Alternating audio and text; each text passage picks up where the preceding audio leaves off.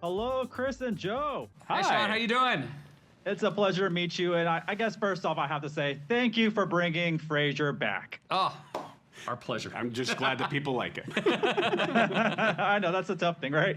No, I absolutely enjoyed it. I'm an 89 kid, so, the 90s Frasier was on in the house. So a lot of fond memories there. So I want to start off with, what's your fondest memory from watching the original series?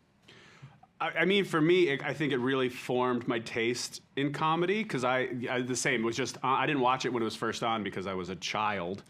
But in college, when it finally got on and reruns and stuff, I watched every episode probably 100 times. And just watching that kind of writing, because you grow up on multicams and sitcoms, but that version of a show was so elevated and so sophisticated. And even though I didn't even understand half the jokes, it's just the way these guys were saying them was just so fantastic to watch. And it really is one of those multicams that feels like you're watching a play. Like you see so many that are just, joke, reaching out into left field to grab a joke. And in Frasier, you can have a whole scene where there's not even a joke in it, but you're so engaged with the actors and the storyline. It's like, oh, that's what a good comedy should be. It should be you're really following the story, and if you want to throw some jokes in, great, but they should be character-driven, not... Niles shouldn't be able to say a joke that Martin says, and Freddie shouldn't be able to say a joke that Frasier says. So really defining characters and just these setups is what makes really good comedy, and it really, I think, formed how I appreciate it. Yeah, and you watched the first run, right? Yeah, I did. Yeah, because I'm incredibly old.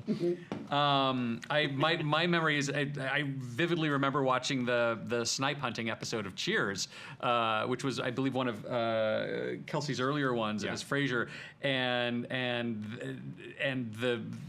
I guess it's not a spoiler. It's 40 years old.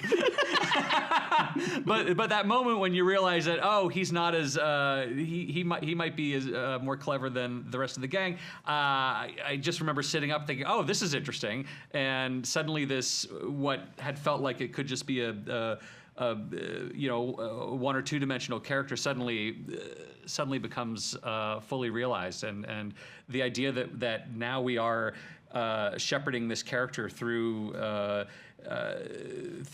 catching up on his story in 2024 is incredible.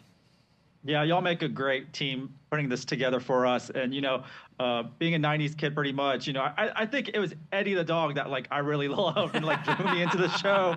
And then everyone else. But I think that was it, seeing the dog on TV, which was a great character and an actor, I must say. He was the best of the best. Yeah. If you interview Kelsey, you should tell him that the dog was your favorite character. I must. I bet he'd appreciate that. But Frasier does have such a rich history that we're talking about. What was the vision for season 2? And, how soon were you planning, season 2 after season 1 came out? I mean, you're always pretty hopeful that you'll get a season 2 as long as season 1 does well. So as soon as season 1 came out, Chris and I were already texting just ideas for general episodes. The nice thing about season 2 is without having to introduce all the characters, you could just kind of come with a funny premise. So I would text Chris, hey, what if we did this version of this? And he'd text back something. It's like, yeah, let's do that. And you don't have to explain anything. You just come up with these funny situations now, and you already know the characters and you know the relationships, so you don't have to explain it. You can just sort of dive right in, which makes it a lot more freeing to write, and you just get so much more real estate for the comedy. I must say, the dating episode is probably my favorite. But yeah, that was a really fun episode. Chris, what is the trick of offering nostalgia while also bringing something fresh to the table, which y'all do brilliantly? I mean, I don't know if there's a trick. It's really just stumbling our way towards telling stories that feel true to the show and true to the new characters. And I think Cyrano is a good example of that, where what Joe was talking about, where sometimes it just starts with an idea that feels organic, which is Frasier's so obsessed with love that he gets involved with both sides of a relationship, and it just sort of comes from there. But I wish there was a formula. It'd make our lives a lot easier. That's literally what I was just talking about, though. Texting Chris, I was texting we should do a Cyrano episode, and he texted back, has there ever been a double Cyrano? You're Cyranoing two people at once? There's no, I don't think so. And then just trying to figure that out. We figured that out before season 2 was even announced, we're coming back. So so there were episodes like that where it's this is gonna be fun. No, that's definitely one of the fun ones amongst many of them. I always wanted to know this. Growing up, a big fan of actually Kelsey Grammer, and I'm a big nerd, so like I love him as Beast. Like I thought he was perfect as live action Beast, and but how much of Frasier is actually Kelsey? How much is that really him that we see? Because it's so authentic since the beginning. Since anytime he acts. He's so raw and really great. There's a lot of similarities. Obviously, Kelsey is extremely charming. He's extremely smart and intellectual and witty, and he's got great style like Frasier. But there's a lot of things that are just different. Like you don't like walking past, Kelsey on set. He's like, "Hey, what's going on, man?" It's like, well, Frasier wouldn't say that.